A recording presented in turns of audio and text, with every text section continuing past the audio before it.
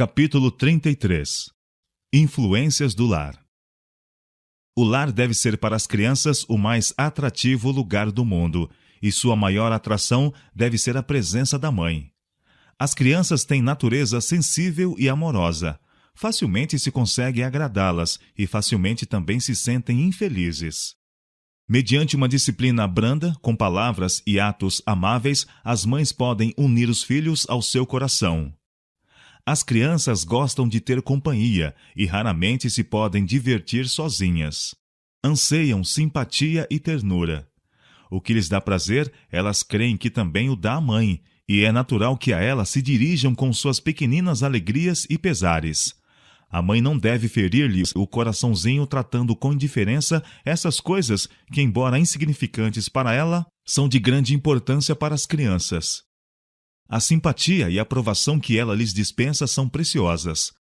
Um olhar de aprovação e uma palavra de ânimo ou louvor serão como um raio de sol em seu coraçãozinho, tornando-as às vezes felizes o dia inteiro.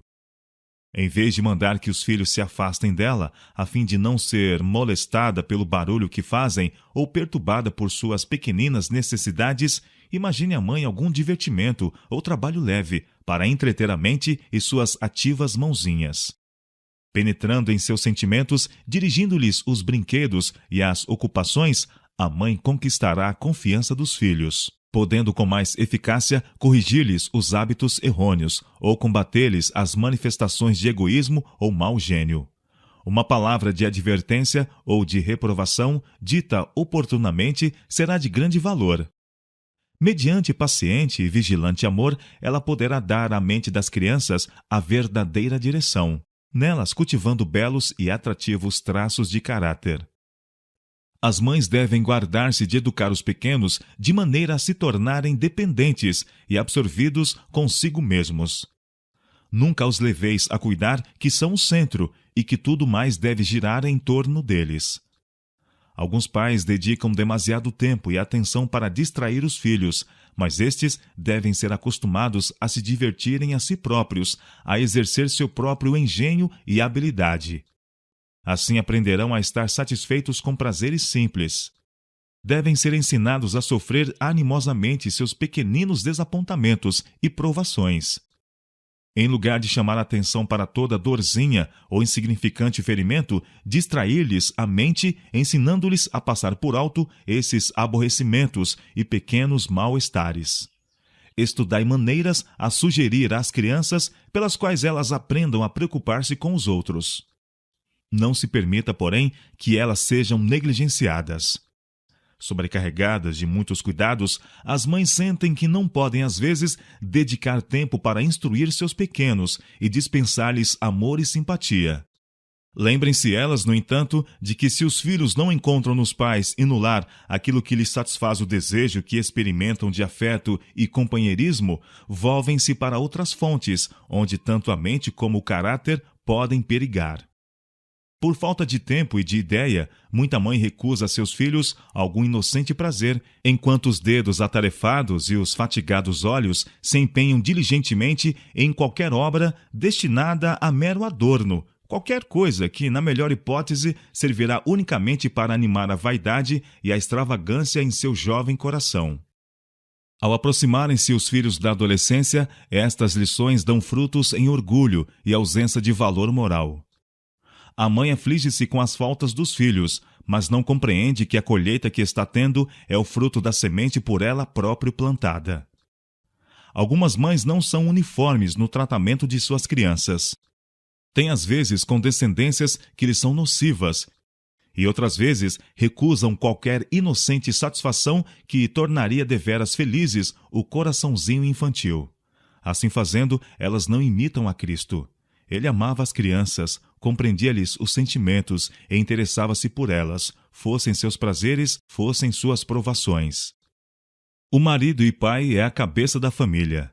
A esposa espera dele amor e interesse, bem como auxílio na educação dos filhos, e isso é justo. Os filhos pertencem-lhe da mesma maneira que a ela, e sua felicidade igualmente o interessa. Os filhos esperam do pai apoio e guia. cumpre-lhe ter justa concepção da vida e das influências e associações que devem rodear sua família. Ele deve ser regido, acima de tudo, pelo amor e temor de Deus e pelos ensinos de sua palavra, a fim de lhe ser possível guiar os pés dos filhos no caminho reto. O pai é o legislador da família e, como Abraão, deve fazer da lei de Deus o governo de sua casa. Deus disse de Abraão: porque eu tenho conhecido que ele há de ordenar a seus filhos e a sua casa. Gênesis capítulo 18, verso 19. Não haveria pecaminosa negligência em restringir o mal, nada de favoritismo fraco, imprudente, cheio de condescendência, nada de ceder sua convicção do dever aos reclamos de enganosa afeição. Abraão não somente dava a instrução devida, mas mantinha a autoridade de leis justas e retas. Deus nos deu regras para nossa direção. As crianças não devem ter permissão de desviar-se da segura vereda estabelecida na palavra de Deus para caminhos que levem a perigos, os quais se acham abertos de todos os lados. Bondosamente, mas com firmeza, com perseverante esforço secundado de oração, seus maus desejos devem ser refreados, reprimidas suas inclinações. Cumpre ao pai fortalecer na família as austeras virtudes, energia, integridade, honestidade, paciência, ânimo, diligência e utilidade prática.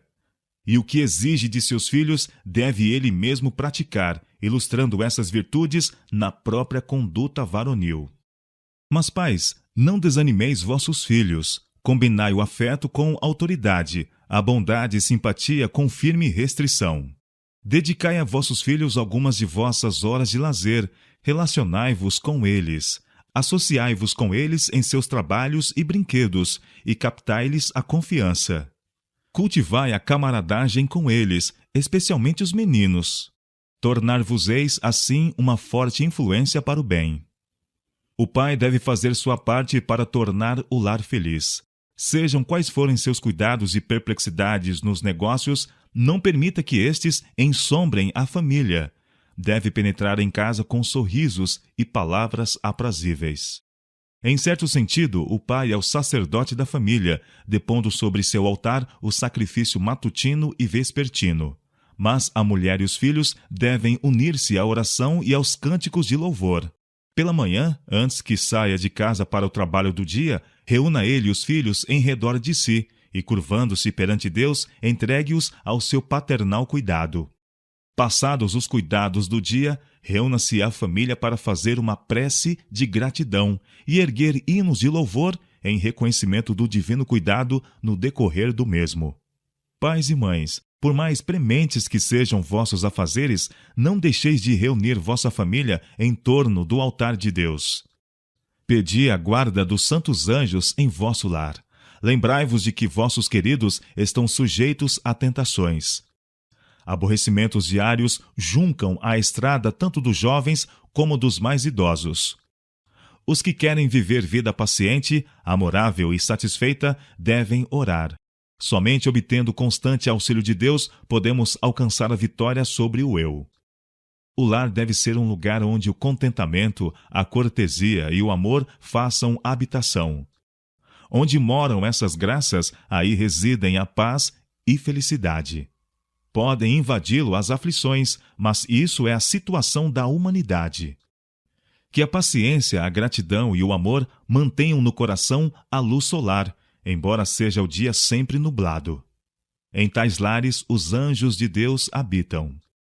Estudem o marido e a esposa a felicidade mútua, nunca faltando as pequenas cortesias e pequenos atos de bondade que alegram e iluminam a vida. Entre o marido e a esposa deve existir perfeita confiança. Juntos devem considerar suas responsabilidades. Operar juntos pelo mais alto benefício de seus filhos. Jamais devem, em presença dos filhos, criticar-se mutuamente os planos ou discutir a maneira de julgar um do outro. Tenha a mulher o cuidado de não tornar mais difícil a obra do marido pelos filhos. Apoie o marido às mãos da esposa, dando-lhe sábios conselhos e afetuosa animação. Não se deve permitir que se erga entre pais e filhos barreira alguma de frieza e reserva. Relacionem-se os pais com eles, buscando compreender-lhes os gostos e disposições, penetrando em seus sentimentos e discernindo o que lhes vai no coração. Pais, deixai que vossos filhos vejam que os amais, e fareis tudo o que estiver ao vosso alcance para torná-los felizes. Se assim fizerdes, as necessárias restrições que lhe impuserdes terão incomparavelmente mais peso em seu coração. Governai vossos filhos com ternura e compaixão, lembrando que os seus anjos nos céus sempre veem a face de meu Pai, que está nos céus. Mateus capítulo 18, verso 10. Se quereis que os anjos façam por vossos filhos a obra de que Deus os incumbiu, cooperai com eles, fazendo a vossa parte. Criadas sob a sábia e amorosa guia de um lar verdadeiro, as crianças não terão desejo de ausentar-se em busca de prazer e camaradagem. O espírito que prevalece no lar moldará seu caráter. Formarão hábitos e princípios que serão uma forte defesa contra a tentação, quando deixarem o abrigo do lar e assumirem sua posição no mundo. Tanto as crianças como os pais têm importantes deveres a cumprir no lar. Deve-se-lhes ensinar que constituem uma parte da organização do lar. São alimentados, vestidos, amados e cuidados, e devem corresponder a esses muitos favores, assumindo a parte que lhes cabe nas responsabilidades do lar, e trazendo toda a felicidade possível à família da qual são membros. As crianças são às vezes tentadas a zangar-se quando lhes são feitas restrições, mas, mais tarde na vida, elas bendirão os pais pelo fiel cuidado e estrita vigilância que os guardou e guiou na idade da inexperiência.